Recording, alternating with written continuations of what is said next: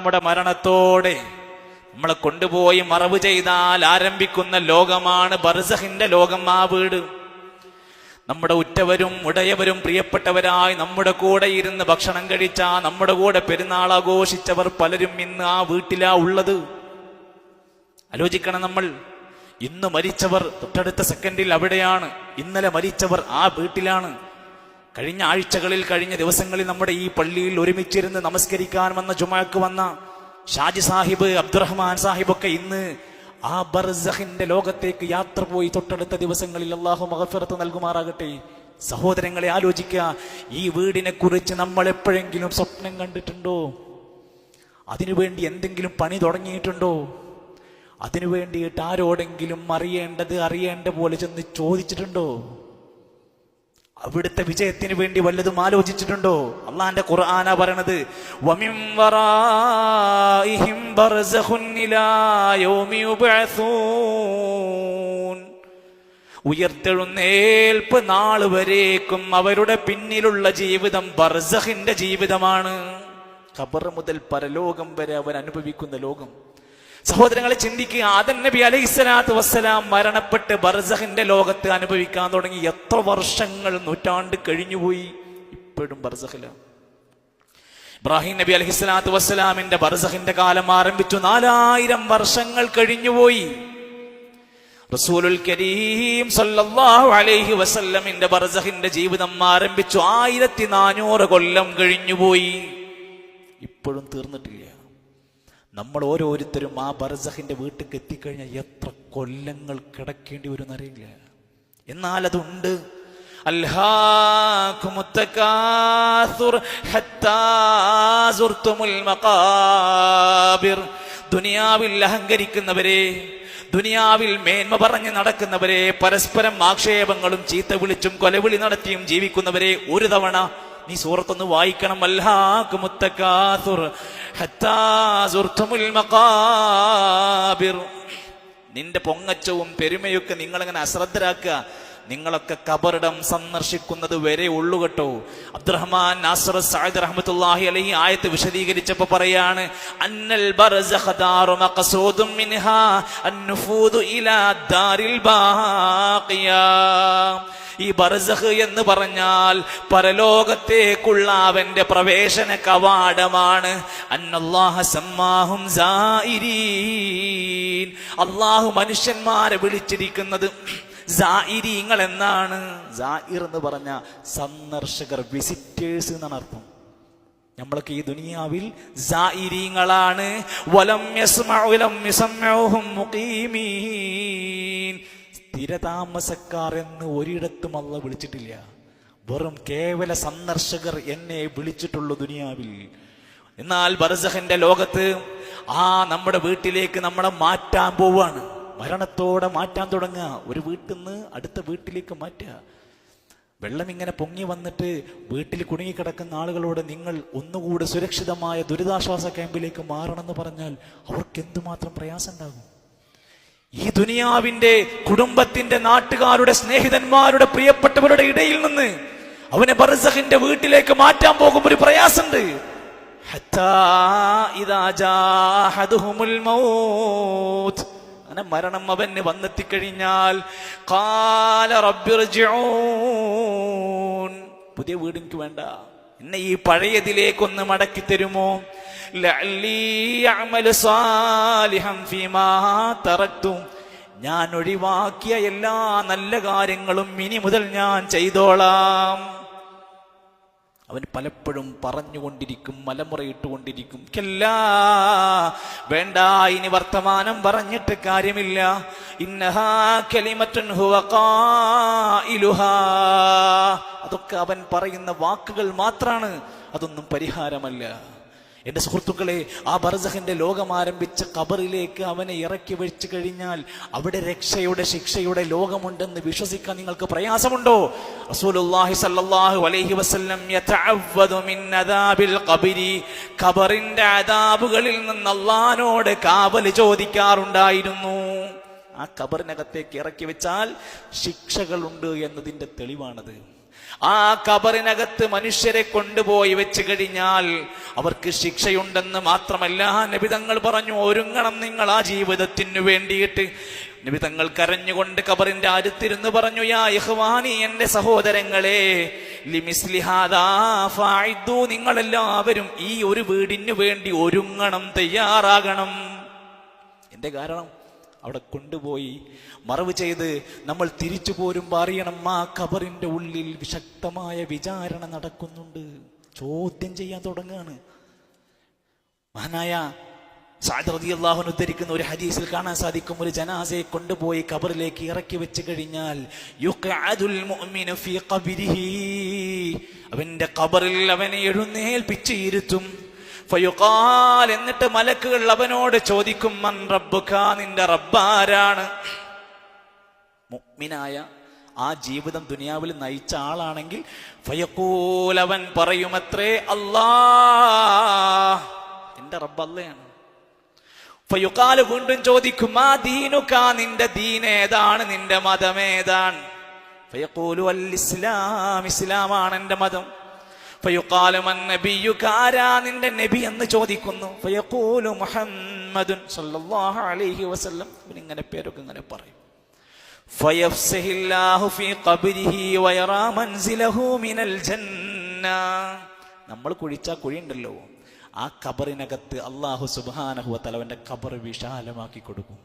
എന്നിട്ട് വയറാ മൻസിലഹു മിനൽ ജന്ന, ഖബറിനകത്ത് നിന്ന് അവൻ സ്വർഗത്തിൽ എവിടെയാ കിടക്കുന്നത് എന്നുള്ള സ്ഥാനം അവന് രാവിലെയും വൈകുന്നേരം ഇങ്ങനെ കാണിച്ചു കൊടുത്തുകൊണ്ടിരിക്കും. തിരിച്ചാണെങ്കിൽ കാഫിറായ മനുഷ്യനാണെങ്കിൽ അവനോട് ഇതേ ചോദ്യങ്ങളൊക്കെ ചോദിക്കും. ഇതൊന്നും എനിക്കറിയില്ല എന്നവൻ അലമുറയിട്ട് കരഞ്ഞുകൊണ്ടിരിക്കും. അവിടെ നിന്നാണ് പറയുന്നത്,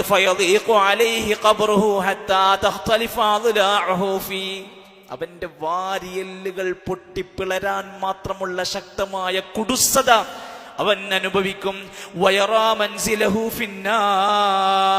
എന്നിട്ട് നരകത്തിൽ അവൻ കിടക്കുന്ന സ്ഥാനം അവൻക്ക് ഇങ്ങനെ കാണിച്ചു കൊടുക്കും.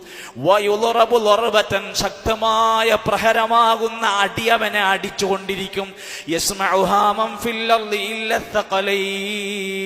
ഭൂമിയിലെ മനുഷ്യരും ജിന്നുവർഗമില്ലാത്തവർക്ക് ആ ശബ്ദം വരെ കേട്ടുകൊണ്ടിരിക്കും.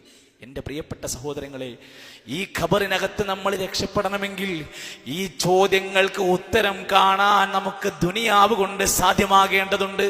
ഇതൊരിക്കലും കാണാതെ പഠിച്ച് പറയാൻ പറ്റുന്ന ഉത്തരങ്ങളല്ല. ആലോചിച്ച് നോക്കി, നമ്മുടെ നാട്ടിലെ ഒരു സിസ്റ്റം എന്ന് ആലോചിച്ച് നോക്കിയാൽ മതി. മരിക്കുവോളം ദീന് പഠിപ്പിച്ചു കൊടുക്കൂല, മരണം വരെ സൽക്കർമ്മങ്ങളെ പറ്റി പറഞ്ഞു കൊടുക്കൂല, മരിച്ചു കഴിഞ്ഞാൽ തലക്ക് ഭാഗത്തിരുന്ന് വലിയ യാസീൻ സൂറത്തൊക്കെ എടുത്ത് വലിയ ഓത്തൊക്കെ ഓതി കൊടുക്കുകയാണ്. എന്താ പറഞ്ഞുകൊണ്ടിരിക്കുന്നത്? വനുഫിഖ ഫിസ്സൂർ ഫഇദാഹും മിനൽ അജ്ദാഥി ഇലാ റബ്ബിഹിം യൻസിലൂൻ. കാഹളത്തിൽ ഊതും, അന്ന് എല്ലാവരും പരലോകത്ത് വരപ്പെടുന്നൊക്കെ. മരിക്കുന്നതിന് മുമ്പ് യാസീൻ സൂറത്ത് പഠിപ്പിച്ചു കൊടുക്കാൻ സന്നദ്ധരായോ? ആലോചിച്ചു നിങ്ങൾ, മരണത്തിന് ശേഷമാണ് നമ്മുടെ വലിയ ഉപദേശങ്ങൾ അയാൾക്ക് നമ്മൾ കൊടുത്തുകൊണ്ടിരിക്കുന്നത്. ഖബറിലേക്ക് ഇറക്കുന്ന നമ്മുടെ പല പരിസരങ്ങളിലുമുള്ള ഖബർസ്ഥാനുകളിലൊക്കെ കാണാം, ഖബറിലേക്ക് ഇങ്ങനെ ഇറക്കാൻ തുടങ്ങിയത് മുതൽ തബാറകല്ലദീ ബിയദിഹിൽ മുൽക് വഹുവ അലാ കുല്ലി ഷൈഇൻ ഖദീർ. സൂറത്തുൽ മുൽക്ക് ഇങ്ങനെ എടുത്ത് ഓതിക്കൊണ്ടിരിക്കുക. അതൊക്കെ ജീവിതകാലത്തൊരു മനുഷ്യൻ ഓതിയാൽ നരകത്തിൽ നിന്ന് അല്ലെങ്കിൽ ഖബറിന്റെ ശിക്ഷയിൽ നിന്ന് ഇളവ് ലഭിക്കുന്ന സൂറത്താണ്. ആരും അത് പഠിപ്പിച്ചു കൊടുത്തിട്ടില്ല. അദ്ദേഹം മരിച്ചപ്പോൾ നമ്മളെല്ലാവരും കൂടി അവർക്ക് വേണ്ടി ഓതിക്കൊടുക്കുക.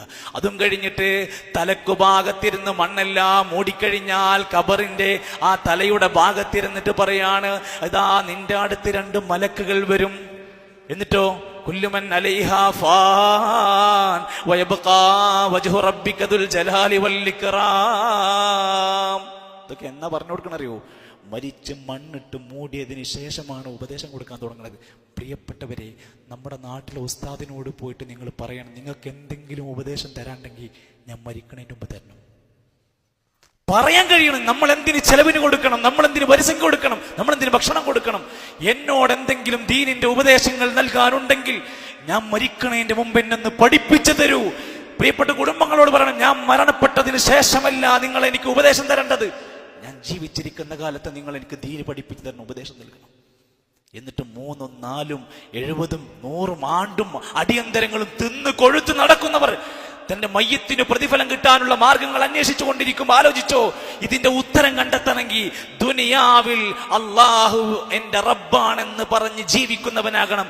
അള്ളയാണ് ലോകം നിയന്ത്രിക്കുന്നതെന്ന് വിശ്വസിക്കണം. അള്ളാഹിനോടെ ഞാൻ പ്രാർത്ഥിക്കൂ എന്ന പ്രതിജ്ഞയുണ്ടാവണം. എല്ലാ നിലക്കും അള്ളാഹുവിൽ അടിയുറച്ചവർക്കേ അത് പറയാൻ കഴിയൂ. പിന്നെ പറഞ്ഞതെന്താ? എന്റെ ദീന് ഇസ്ലാമാണ്. ഈ ചോദ്യത്തിന് മറുപടി പറയാൻ നമുക്ക് കഴിയോ?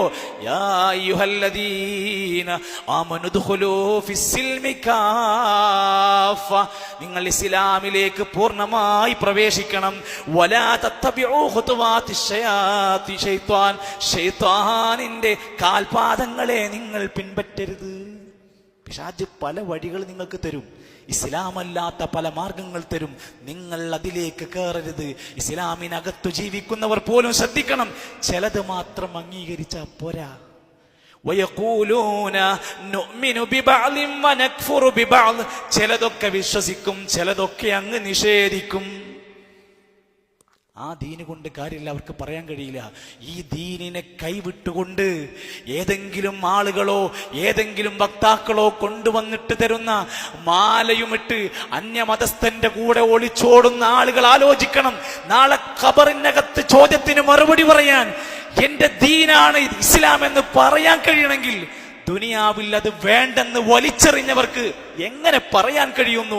ഖസിറ ദുനിയാ വൽ ആഖിറ, ദുനിയാവും പോയി ആഖിറവും പോയി. നിങ്ങൾ ആലോചിച്ചിട്ടുണ്ടോ? അവരുടെയൊക്കെ കല്യാണ ഫോട്ടോ ഒക്കെ എല്ലാവരും ഷെയർ ചെയ്യാറുണ്ട്. 3 മാസങ്ങൾക്കോ 4 മാസങ്ങൾക്കോ ശേഷമുള്ള ഒളിച്ചോടിയ പെൺകുട്ടികളുടെ ജീവിതത്തിന്റെ ദുരന്ത കഥകൾ നിങ്ങൾ ആരെങ്കിലും പോയി അന്വേഷിച്ചോ?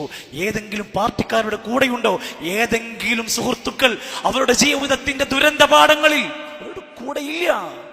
ഇത് തിരിച്ചറിയാനുള്ള ബുദ്ധിയും വിവേകവും നഷ്ടപ്പെട്ട പുതുതലമുറയോടാ പറയുന്നത്. ഇസ്ലാമിലേക്ക് ശരിക്ക് പൂർണ്ണമായി വന്നോ, ഇല്ലെങ്കിൽ നിനക്കത് പറയാൻ കഴിയില്ല. അതേപോലെ പ്രിയപ്പെട്ട കാരണവന്മാരെ, പള്ളിയിൽ മാത്രം പോരാ ഇസ്ലാം, കല്യാണ വീടുകളിൽ ഇസ്ലാം വേണം. പല സഹോദരങ്ങളും അങ്ങനെ, അതുവരെ ദീനാണ്. കല്യാണത്തിന്റെ അന്ന് ദീൻ അവർക്ക് ആവശ്യമില്ല. അവിടെ പാട്ടും പേക്കൂത്തുകളുമുണ്ട്.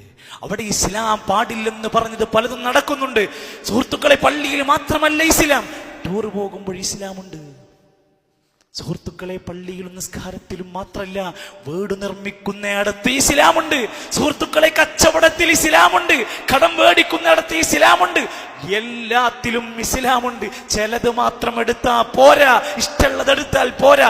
പൂർണ്ണമായി നിങ്ങൾ ഇസ്ലാമിലേക്ക് കടന്നു വന്നാൽ എന്റെ മതം ഇസ്ലാം എന്ന് പറയാൻ പറ്റുകയുള്ളൂ. അടുത്തതെന്താ? ഈ പ്രവാചകരെ കാണിച്ചുകൊണ്ട് ഉത്തരം പറയാൻ ഇതാരാണ്? നോക്കൂ നിങ്ങൾ, നബി സല്ലല്ലാഹു അലൈഹി വസല്ലമയുടെ കൂടെ ജീവിച്ച അബൂജഹലിന് ഇത് ഞങ്ങളെ നബിയാണെന്ന് പറയാൻ കഴിയില്ല. കണ്ട ആളാണ്. അബൂലഹബിന് ഇത് ഇന്ന നബിയാണെന്ന് പറയാൻ കഴിയില്ല. എന്തേ? അവർ വിശ്വസിച്ചിട്ടില്ല, അവർ പിൻപറ്റിയിട്ടില്ല, അവർ സ്നേഹിച്ചിട്ടില്ല.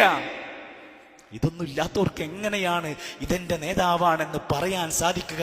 ആ ഉത്തരങ്ങൾക്ക് കൃത്യമായ നല്ല ഒരു ബോധത്തോടെ അത് പറയാൻ കഴിഞ്ഞാൽ അവനോട് പറയും, എത്രനം കനൗമത്തിൽ അറൂസ്, ഒരു പുതുമണവാളൻ തന്റെ ആദ്യ രാത്രിയിലെ ഉറക്കം പോലെ സുന്ദരമായ ഉറക്കത്തിലേക്ക് നീ പ്രവേശിച്ചോളൂ എന്ന് അവരോട് പറയപ്പെടുമെന്ന് റസൂലുള്ളാഹി സ്വല്ലല്ലാഹു അലൈഹി വസല്ലം.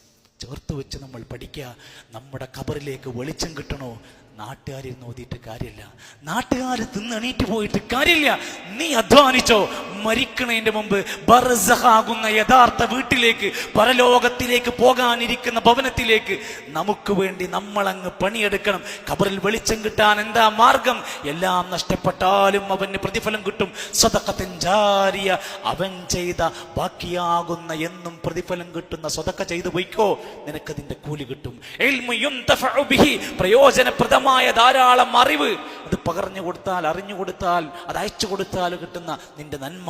വവലദുൻ സാലിഹുൻ യദ്ഉ ലഹു, അവന് വേണ്ടി പ്രാർത്ഥിക്കുന്ന സന്താനങ്ങളുണ്ടോ?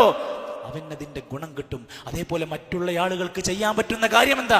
മയ്യത്തിനു വേണ്ടിയുള്ള പ്രാർത്ഥനയുണ്ടോ അവൻക്കതിന്റെ ഗുണം കിട്ടും. റബ്ബന ഗഫിർ ലനാ വലിഇഖ്വാനിന അല്ലദീന സബഖൂനാ ബിൽ ഈമാൻ. മറ്റുള്ള മുഅ്മിനീങ്ങൾക്ക് വേണ്ടി നമ്മളൊക്കെ പ്രാർത്ഥിച്ചാൽ അതിന്റെ ഫലം കിട്ടുന്നതാണ്. അതോടൊപ്പം തന്നെ ഓരോ മയ്യിത്ത് നമസ്കാരങ്ങളും ആ മയ്യിത്തുകൾക്ക് ലഭിക്കുന്ന ഒരു ഗുണമുണ്ട്. മാമിൻ മുസ്ലിമിൻ യമൂതു, ഒരു മുസ്ലിം അങ്ങ് മരിക്കുന്നു, ഫയഖൂമു അലാ ജനാസതിഹി, അവന്റെ ജനാസക്ക് വേണ്ടി എഴുന്നേറ്റ് നമസ്കരിക്കുന്നു.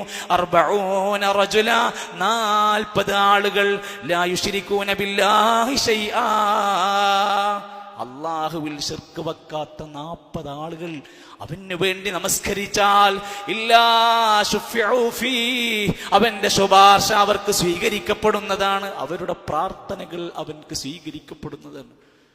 ജനാസ നമസ്കരിക്കാൻ വരണം. ജനാസയുടെ നമസ്കാരത്തിന്റെ സമയമുണ്ടെന്നറിഞ്ഞാൽ അവിടെ നാം എത്തണം. സഹോദരങ്ങളെ, ഇന്ന് അത്തരം കാര്യങ്ങളോട് താല്പര്യം ഉണ്ടാവില്ല. നേരെ മറിച്ച് ഏതോ നാട്ടിൽ എവിടെയോ മരിച്ച സഹോദരന് വേണ്ടി ആഴ്ചകൾക്ക് ശേഷം എല്ലാവരും മയ്യിത്ത് നമസ്കരിക്കണമെന്ന കല്യാണക്കത്ത് പോലെ കത്ത് കൊടുക്കുകയാണ്. എല്ലായിടത്തും മയ്യിത്ത് നമസ്കരിക്കുക. സഹോദരങ്ങളെ, റസൂൽ സല്ലല്ലാഹു അലൈഹി വസല്ലം മരണപ്പെട്ട മയ്യിത്തിന് വേണ്ടി മറവ് ചെയ്തതിനു ശേഷം നമസ്കരിച്ചത് എപ്പോഴെന്നറിയോ? നജാഷിയിലെ ഒരു രാജാവ് മുസ്ലിമായി, അദ്ദേഹം മരിച്ചു, അദ്ദേഹത്തെ മറവ് ചെയ്തു. ഒരൊറ്റയാള് മയ്യിത്ത് നമസ്കരിക്കാൻ ഉണ്ടായിരുന്നില്ല. അന്ന് സഹാബത്തിനോട് പറഞ്ഞു, നിങ്ങൾ അവർക്ക് വേണ്ടി നമസ്കരിക്കണം. പിന്നെ എത്രയോ സഹാബത്ത് ഇസ്ലാമികമായ മാർഗത്തിൽ മരണപ്പെട്ടു, അവർക്ക് വേണ്ടി ജനാസ നമസ്കരിച്ചു. വേറെ ഒരു നാട്ടിൽ പോയി നമസ്കരിക്കാൻ പിന്നീട് മറവ് ചെയ്തതിനു ശേഷം നമസ്കരിച്ച രംഗം കാണാൻ സാധിച്ചില്ല. എന്നാൽ ഒരിക്കൽ മദീന പള്ളി അടിച്ചുവാരി വൃത്തിയാക്കുന്ന ഒരു സഹോദരി മരിച്ചു. നിബിധങ്ങൾ അറിഞ്ഞില്ല, മറവ് ചെയ്തു കഴിഞ്ഞു എല്ലാവരും. അങ്ങനെ കുറഞ്ഞ ദിവസങ്ങൾ കഴിഞ്ഞ ശേഷം ചോദിച്ചു, അവരെവിടെ പോയി? അവരെ കാണാനില്ല, അവരും മരണപ്പെട്ടു പോയി. എങ്കിൽ എനിക്ക് അവരുടെ ഖബർ കാണിച്ചു തരൂ എന്ന് പറഞ്ഞ് ഖബറിന്റെ അടുത്ത് ചെന്ന് അവിടെ വെച്ച് നമസ്കരിച്ചു. ഇസ്ലാമിലുള്ളത് ചെയ്യാൻ നമ്മൾ കാണിക്കേണ്ടത്. ഇസ്ലാമിനില്ലാത്ത, പരിചയമില്ലാത്ത, സ്വഹാബത്തിന്റെ മാതൃകയില്ലാത്ത കാര്യങ്ങൾ വലിയ കേമമായി കൊണ്ടു നടക്കുന്ന പലരുമുണ്ട്. സംശയമായി പലരും ചോദിക്കാറുണ്ട്. അതൊക്കെ ഒന്ന് മനസ്സിലാക്കാൻ ശ്രദ്ധിക്കേണ്ടതുണ്ട്. അതോടൊപ്പം തന്നെ നാട്ടിലാണെങ്കിൽ നാട്ടില് മയ്യത്തിന് കൂലി കിട്ടാൻ, മയ്യത്തിന് പ്രതിഫലം കിട്ടാൻ എന്ന പേരില 3, 7, 40 ആണ്ടുമൊക്കെ കഴിച്ചുകൊണ്ടിരിക്കുന്ന ആളുകൾ ആലോചിച്ച് നോക്കൂ. എവിടെ നിന്നാണ് ഇത് തുടക്കം കുറിച്ചത്? ആരാണിത് തുടങ്ങിയത്? ആലോചിക്കുക. അത് കഴിഞ്ഞപ്പോൾ പുതിയ ഓരോ 10 കൊല്ലം കൂടുമ്പോഴാണ് പുതിയ കാര്യങ്ങൾ ഇപ്പോൾ ആലോചിച്ചു കൊണ്ടിരിക്കുന്നത്. 70,000 തഹ്ലീലാണ് ഇപ്പോഴത്തെ മാർക്കറ്റിംഗ്. കുടുംബക്കാരെല്ലാവരും കൂടി 70,000 ലാ ഇലാഹ ഇല്ലല്ലാഹ് ചൊല്ലാൻ വേണ്ടി ഒരുമിച്ച് കൂടി. അവർ പല നിലക്കും ഓൺലൈൻ മീഡിയ ഒക്കെ ഉപയോഗപ്പെടുത്തി, അതേ മൂത്ത മകൻ ഇത്ര തഹ്ലീൽ, ഇന്നയാൾ ഇത്ര തഹ്ലീലൊക്കെ ചൊല്ലി മയ്യത്തിന് കൂലി കിട്ടാൻ വേണ്ടി ചെയ്തുകൊണ്ടിരിക്കുന്ന എൻ്റെ പ്രിയപ്പെട്ടവർ, ഏത് സ്വഹാബിയാണ് നമ്മളത് പഠിപ്പിച്ചത്? ഏത് മദ്ഹബിന്റെ ഇമാമാണ് ആ ഖൗല് നമ്മളെ പഠിപ്പിച്ചത്? അതുകൊണ്ട് മരണപ്പെട്ടതിന് ശേഷമല്ല നമ്മൾ അവർക്ക് പുണ്യം ചെയ്യേണ്ടിയിരുന്നത്. ചിലപ്പോൾ അദ്ദേഹത്തിന്റെ ജീവിത പ്രതിസന്ധികളിൽ അദ്ദേഹത്തിന് മരുന്ന് മേടിക്കാൻ പോലും പൈസ കൊടുക്കാത്ത മനുഷ്യനേക്കും മരിച്ചാൽ പിന്നെ അവൻ അവിടെ ഭയങ്കര വലിയ നേതാവായി മാറും. പുതിയ ഓൺലൈൻ വാട്സപ്പ് ഗ്രൂപ്പുകളിലൊക്കെ ഇപ്പൊ തുടങ്ങിയതാണ് ഖത്മ് ചെയ്യാൻ. ഒരു 5-10 കൊല്ലമായിട്ടുള്ളൂ. കുടുംബത്തിൽ വല്യമ്മ മരണപ്പെട്ടു, എല്ലാവരെയും വിളിച്ചറിയിക്കുന്നു, അതാ നമ്മൾ ഖത്മ് ചെയ്യാൻ തീരുമാനിച്ചിട്ടുണ്ട്. ഇത്രാമത്തെ ജുസ് ഇന്ന പങ്ങള്, ഇത്രാമത്തെ ജുസ് ഇന്ന ജ്യേഷ്ഠൻ, ഇന്ന അനിയൻ, ഇങ്ങനെ ഓരോരുത്തർക്ക് ലിസ്റ്റ് കൊടുത്തിരിക്കുക. ഈ സാധുക്കൾ ഓതോ ശരിക്കു പോലെ പള്ളിയും നിസ്കാരം പോലും ഇല്ലാത്ത ആളുകളായിരിക്കും. എന്നിട്ട് അവസാനം ഗ്രൂപ്പിൽ തൻ്റെ പേരിനൊരു മോശം വരണ്ടെന്ന് വിചാരിച്ചിട്ട് ഞാൻ ഓതിയിട്ടുണ്ട് എന്നൊക്കെ പറഞ്ഞ് അഡ്ജസ്റ്റ് ചെയ്ത് എല്ലാവരും കൂടെ ഖത്മ് ചെയ്തുകൊണ്ടിരിക്കുക. നിങ്ങൾ പറയൂ, ഏത് മദ്ഹബിലാണ് ഇതുള്ളത്? ഏത് ഇസ്ലാമിന്റെ സ്വഹാബിയാണ് ഈ മാർഗം നമ്മെ പഠിപ്പിച്ചത്? ഇതൊക്കെ ജനങ്ങളെ ശരിയായ രൂപത്തിൽ ബോധവൽക്കരിക്കേണ്ടുന്ന സദസ്സുകൾ പോലും നാട്ടിൽ കുറഞ്ഞുകൊണ്ടിരിക്കുമ്പോൾ യഥാർത്ഥ രൂപത്തിൽ നമ്മുടെ ബർസഖാകുന്ന ലോകം കഴിഞ്ഞാൽ അവസാനിക്കില്ല എന്നും സ്വർഗവും നരകവും തീരുമാനിക്കപ്പെടുന്ന ഒരു ദിവസം വരാനുണ്ടെന്നൊക്കെ ബോധ്യപ്പെട്ടുകൊണ്ട് ജീവിക്കുക. അള്ളാഹു നമ്മെ എല്ലാം അവന്റെ ഏറ്റവും നല്ല വിജയികളിൽ ഉൾപ്പെടുത്തി അനുഗ്രഹിക്കുമാറാകട്ടെ.